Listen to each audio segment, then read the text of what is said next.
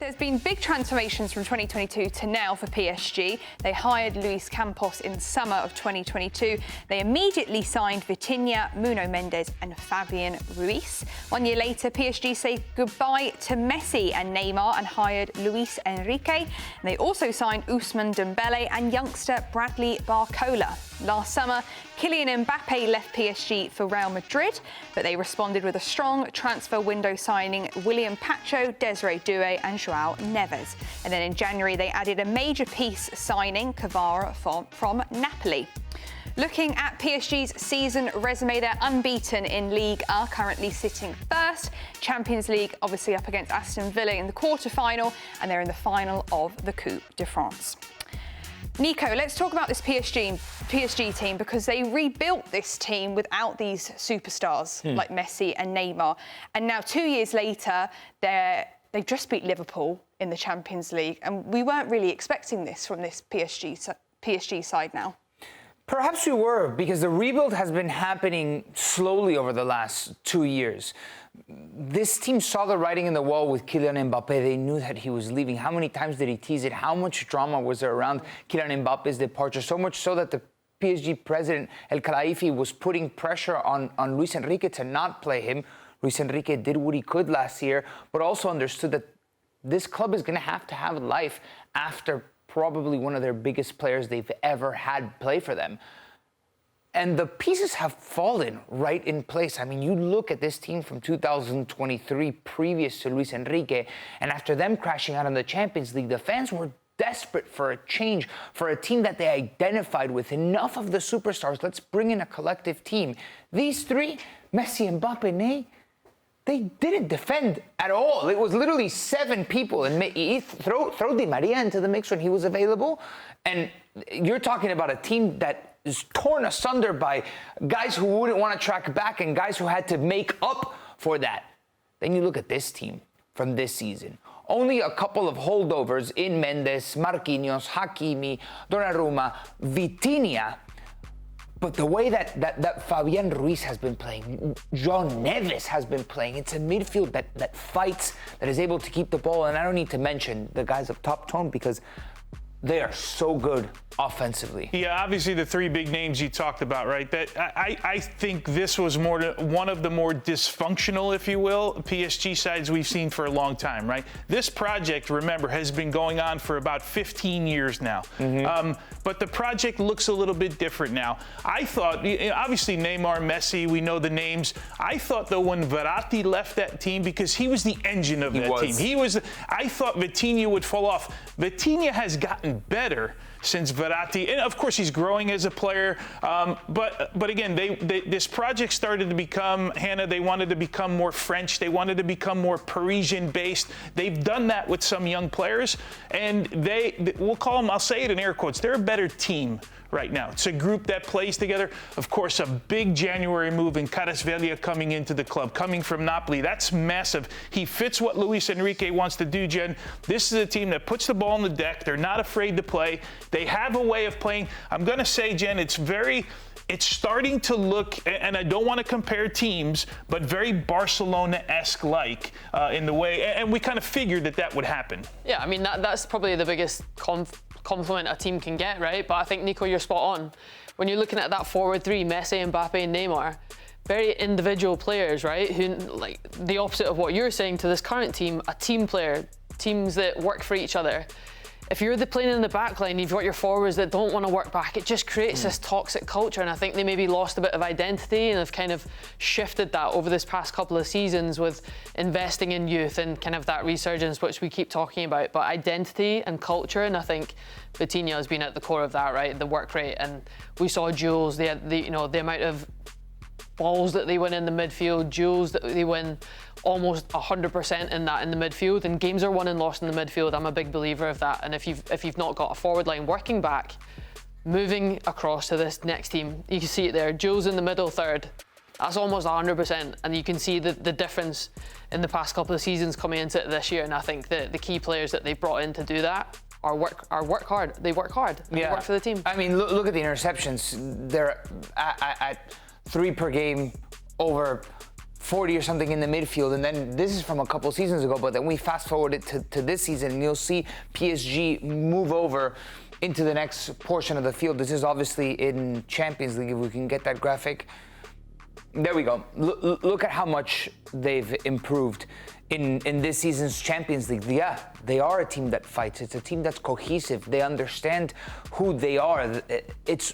They have some really good players in Dembélé, and Dembélé is undergoing the best moment of his career so far. But crazy to say that they're greater than the sum of their parts, this PSG team. I think when you were looking at the names like Messi and Neymar, as a fan, when they're signed and brought in, you're thinking, right, we're going to do the business. We're going to win the Champions League. So when it doesn't happen, it's like, well, what's next? And I love the shift that PSG did with looking more towards youth and the players they brought in, because you can't sign a team of all-stars. Teams trying to do it, and it might not necessarily work because you're dealing with big players, big responsibility, and if you're not getting the work on the pitch, they've moved towards this next phase and it's worked. And you know, I mentioned that those old Barcelona teams, the one thing they didn't get credit for is how much work they did defensively, right? Because the idea was the more work we do right away, we win the ball back, right? And what's the thing that's precious for them? What was precious for Barcelona? Keeping the ball. Keeping the ball. The more they have the ball, and I think that's why you probably see a reflection under Luis Enrique with those numbers we just showed. Also, Nico, earlier on in the transformations, we saw that in 2022 they brought in Luís Campos. How much credit does he deserve bringing in those signings when you've just lost Messi, you've just lost Neymar, you've just lost Mbappé? Yeah, and envisioning the future, because it wasn't just one fix from one transfer window, you did an overhaul. They bought Bradley Barcola for like 60 million euros a couple of transfer windows ago. A relatively unproven kid that anywhere else probably wouldn't have gone for that type of price tag. And I mean, the way that he's grown and blossomed into a player that can put the team on his back in certain moments. He wasn't like that at Lyon, right? You look at a guy like Pacho. He was doing decently at Frankfurt, but now he's a center back that wins you games. You go back to the Liverpool series in the Champions League, almost kind of like an unsung hero. So those are the moments that you kind of need to hone in on in the legacy of Luís Campos at PSG. I mean, throwing Vitinha, it's been a slow overhaul. They envisioned the life after Mbappé from the very beginning. Remember, his first signing was Vitinha, right? And when I hear the word project, I think about longer term, right? Some clubs have to win now. The one thing they don't have to worry about is ever qualifying for Champions League. They do that every year. Of course, it's a club that's got money to spend, right? So they can sit a little bit longer. Remember, we're only 5 years, I guess, removed, 2019-20. This was a PSG that was in the Champions League final. I get it, a weird year, right, with COVID and all of that stuff. I understand it was a little bit different. But it's not as if these guys have been so far off the mark for years. There's been some moments where you said, I can't believe they didn't get through this round, right? So they've run into a little bit of that. But this is a fun team to watch. Like, if you don't have a Champions League team to root for, this might be one of the teams. And I know they're playing Aston Villa, but this is a fun team to watch. Yeah, definitely. They're one of 4 teams who are competing for the treble. Obviously, odds to win second in that list. Jen, what do you think they need to do to get the job done to win the Champions League? Well, to be honest, I think going into Aston Villa, obviously they've got the easier side of the tie, yeah. But I think going into this next phase, it's using as much experience. And we talked about the midfield before. I think Vitinha stepping up, Dembélé stepping up, getting your top players on the ball, but being collectively, defensively so strong. So I think when you're going into Champions League, you can't let anything slip when you're playing against the top teams, whether it be Real Madrid, Barcelona. When if they get progress to that final, it's being defensively solid, and that's something that they've clearly worked on over these past couple of seasons because they've become much better at that. They've put a focus on teamwork. They've put a focus on collective energy from the front. Midfield duels, spoke about it all the time, interceptions. They've got players that are working way more in those areas, and for me, that they're so key when you're playing Champions League. It's a step up. It's a step up from your domestic season. Defensively, I think both teams are solid. Similar. Offensively, PSG are better than Aston Villa. The one thing I would say that was going to get them over the line in the Champions League, it's here. They can compete against any team in Europe, and they can beat any team in Europe. I'm convinced about that. but they haven't been here before. They need to create their legacy in the Champions League, a winning legacy, a legacy that they're the top dog. And when push comes to shove, they were better than Liverpool overall in the entire series, and they almost lost them in penalty kicks. And we'd be having a different conversation. That's all here for this PSG team, knowing how to suffer, knowing how to withstand storms that you're inevitably going to face in the Champions League. They are a good team. On paper, they should beat Aston Villa. In fact, if they get through to the next round, I would say they're better than Arsenal and they're better than Real Madrid. But you need to be stronger up here too to win a tournament like this. Yeah, that makes a lot of sense because you think they've been unbeaten in the French League.